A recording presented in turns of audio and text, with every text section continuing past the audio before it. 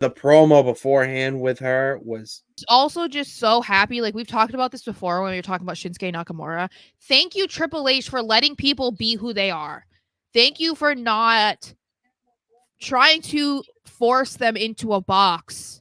yes. Like thank you for letting Io speak Japanese. Because it's like that's her first language.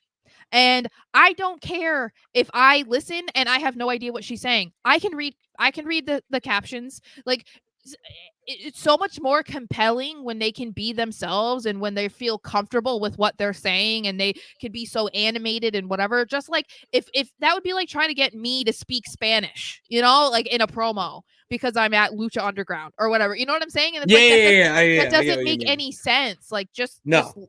put the captions up there. People will deal with it. People who are interested are going to make sure that they're reading and following along. Like only the people who are like, I can't be bothered. Those losers, whatever. Like Yeah. I'm just glad that we're at this point because Nakamura's promos were so good. And if Io had to Yeah. speak English in that promo, I don't think it would be as good or people wouldn't have been No, talking about it. Because it's it like, wouldn't. it's not her first language. So let her be herself instead of trying to act like these Japanese wrestlers are actually American. Like, Yeah, no. you can't have her doing that promo in English. And the one thing from these promos, even with the subtext, is that when you're reading it, you're not reading it in your head. You're reading it how she's presenting it with her tone of voice and the inflections. Like that's how you're reading it when you're reading Yeah. the subtext, which Yeah. is exactly what you want at the end of the day, Yeah. because you need to have shit like this. WWE is global, all right? Hmm. Like they have girls in Japan right now who are watching that who aren't reading the Yeah. subtext. They're just Yeah. listening to it and Yeah. they're idolizing her. Like Yeah. that's why they're doing it. By making her do it in English, you're just gonna make the girls like in her homeland Hmm.